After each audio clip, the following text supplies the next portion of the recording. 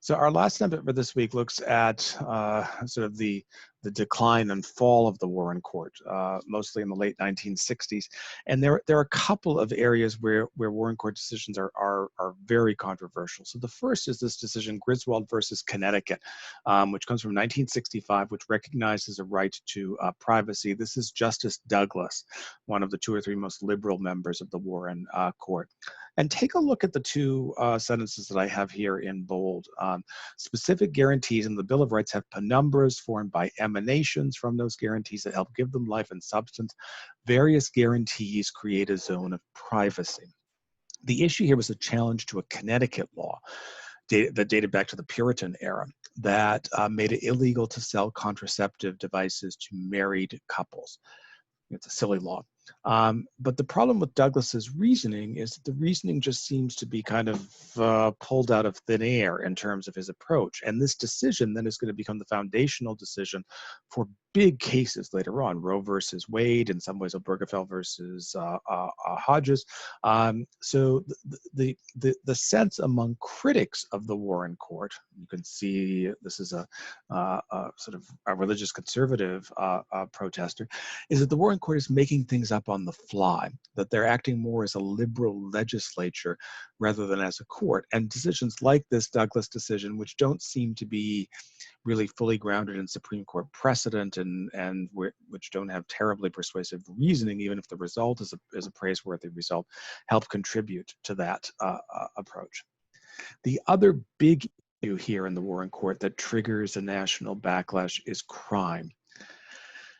And in particular, the rights of accused criminals. And the two most significant of these cases are Mapp and Miranda. Mapp is 1961, and what the court says is it creates a provision called the exclusionary rule. So this was a case where the police in, I think it was Toledo, Ohio, had arrested this woman for some kind of morals pornography charge, but they found material in her house, but they didn't have a warrant. So the issue was, can material that is seized outside of the bounds of the Fourth Amendment be used against a person at trial? And the court says no. And the court also says, look, the only way that we can find to discourage police conduct that that violates the Constitution is to exclude that evidence, hence the phrase exclusionary rule, from consideration at trial. Now, this decision, which remains in effect, has subsequently been watered down very substantially. And the current law is, well, if the police, even if they violated the Fourth Amendment, if they didn't realize what they were doing, or if they had a good faith approach to it, or if the material was going to inevitably be found anyway, we're not going to kick it out. But not in 1961. The exclusionary rule was applied very aggressively, and so that caused there was the sense that the Warren Court was siding with criminals over common people. And you can see here this dissent from Justice Harlan, the grandfather of the great dissenter, which basically says the court is not acting as a court; it's acting as a legislator, and it's imposing itself on the public. Even more so in Miranda versus Arizona. This was a case with a suspect who confessed to murder, had not been warned about his right against self-incrimination, his right to a lawyer, and the court issues a ruling which tosses out the conviction.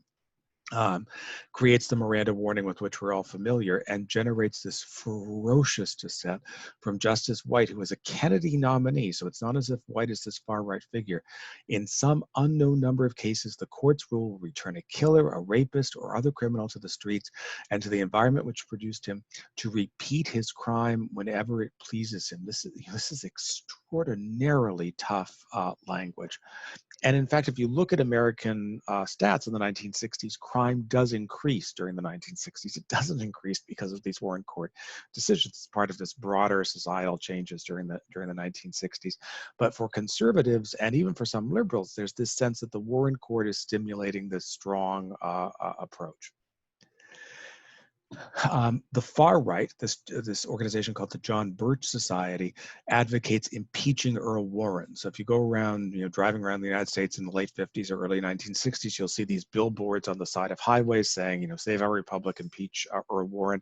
But even a lot of centrists believe that the court is going too far. This is another Warren impeachment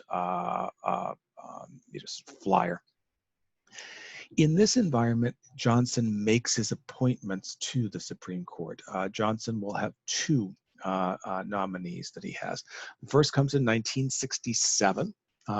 When Justice Clark steps down, when Johnson nominates his son, Ramsey Clark, to be Attorney General of the United States. And this gives Johnson a chance to appoint the first African-American justice. This is the announcement of his nomination, Thurgood Marshall, who had been Solicitor, of course, the famous civil rights lawyer, then Solicitor General of the United States. So his job was to argue on behalf of the government in cases before the Supreme Court. Then appointed as a federal appeals court judge in New York City, in the Second Circuit, which is in their courthouses in Lower Manhattan, and then elevated to the Supreme Court. And Marshall is, as a legal figure in the 1960s, is unsurpassed, but nonetheless, it's an incredibly controversial nomination because Marshall is despised by opponents of civil rights. And there will be around a dozen Southern senators who vote against his confirmation, which is a notable pattern here.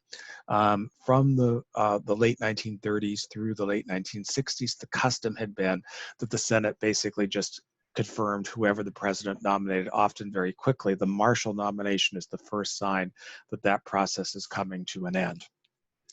And then the second sign is the next year. Earl Warren announces that he's going to step down as Justice of the Supreme Court.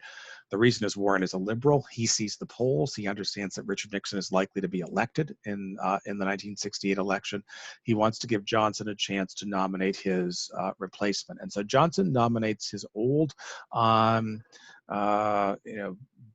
legal associate and the legal fixer, Abe Fortas, who had been on the court since 1965, wants to bump him up to be Chief Justice, and then he's going to replace Fortas on the court as Associate Justice with a former Texas congressman and then Texas federal judge named Homer Thornberry, who had succeeded Johnson in the House. Republicans in the Senate think Johnson is pulling a fast one, which of course basically he was. And they organize an opposition around this man, Robert Griffin, a Republican senator from Michigan, who pushes the idea of filibustering the nomination, basically preventing it from coming to a vote in the Senate. The kind of political controversies that we all are accustomed to in terms of Supreme Court nominations, they begin with the Fortas nomination in 1968. And Johnson underestimates it.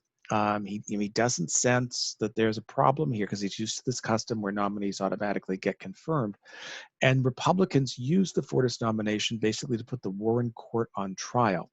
They particularly seize on a series of decisions that the court had made by a 5-4 vote, with Justice Fortas voting with the majority, striking down pornography or morals legislation. And this clip that we're going to listen to, this is Johnson with Attorney General Ramsey Clark, and he's furious because he's recognizing that the nomination is kind of slipping away, but he doesn't quite know what to do about it.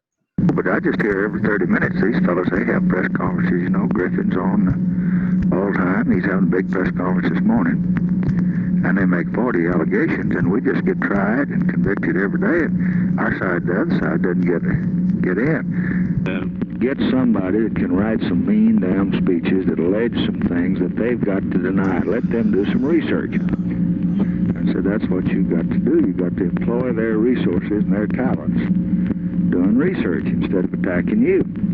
Now, We don't ever keep them busy. I'd find some reason that Griffin's in this thing. I don't think anybody's ever pointed out that Griffin said a week before the appointment that he was against anybody's point. He wasn't worried about pornography. Anybody look at his face and tell he's not, that doesn't bother him. Pornography. He was just worried that, by God, he couldn't make a partisan political deal out of the Chief Justice. And the Republican Chief Justice hadn't delayed it and played politics with it until he could get in. Now, that's what he said. He said it days before we even decided the name for it. Somebody ought to point that out. Critical point here is that Johnson doesn't have control of the Senate, and Griffin is, at this point, to get cloture in the Senate, you need 2/3 of the senators to vote. So Johnson's going to need either some Southerners or some Republicans to allow the Senate to vote on Fortas's confirmation as we move into the fall of 1968.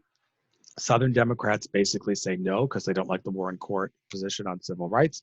Most Republicans also say no because they don't like the Warren Court's position overall, and because they want the next president, who they think is going to be Nixon, to have a chance to name a Supreme Court justice. And the nomination goes down to defeat. It is hard to overstate how significant this defeat was. Warren will eventually be replaced by Warren Burger. Burger is then replaced by Justice William Rehnquist, another Republican nominee. Rehnquist is replaced by John Roberts, another Republican nominee. So the Chief Justice of the Supreme Court has been a Republican nominee ever since 1969. Warren, of course, is a Republican nominee too, but he had sided liberals. If Johnson had been able to get a Chief Justice confirmed in 1968, it's likely that person would have served until the Carter administration, then been replaced. And that person likely would have served until the Clinton administration, then been replaced. That person likely would have served until the Obama administration, then been replaced. So instead of having, for the last 50 plus years, Republican Chief Justices, conservatives, there would have been liberals, Democratic nominees, and so you could think of how the court would have differed. But Johnson fails, Griffin prevails, and Fortas is never brought up for a vote. One final thing, Nixon wins in 1968 in part because he runs a successful backlash strategy. And he emphasizes, and he's really the first post-war presidential candidate to do so, he emphasizes the issue of crime. He really runs against liberalism and against the Warren Court in subtle ways. This is a Nixon ad, TV ad from 1968.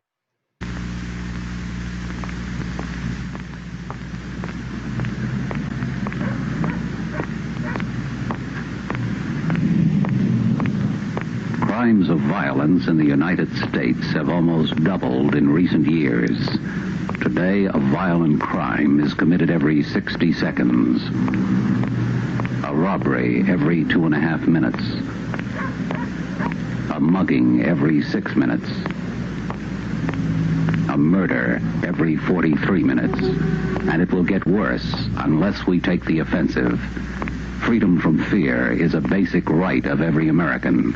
We must restore it.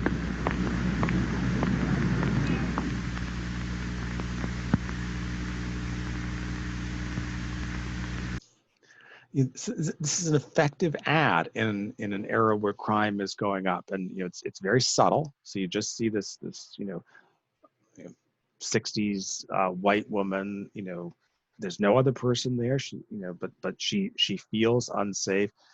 If you want to infer that perhaps it's an young African-American male who might be just about to attack her, the Nixon people are happy that you infer that, but they're not going to say it outright because the goal is to appeal not just to those who are alarmed about civil rights, but those who are alarmed about crime as a whole. And so by 1968, there's this real sense that the court has moved too far to the left. It has moved back to the center. And that's the background for the reading that we have for this week. So hope everyone survived the tropical storm well. And I will see you on Monday. Okay.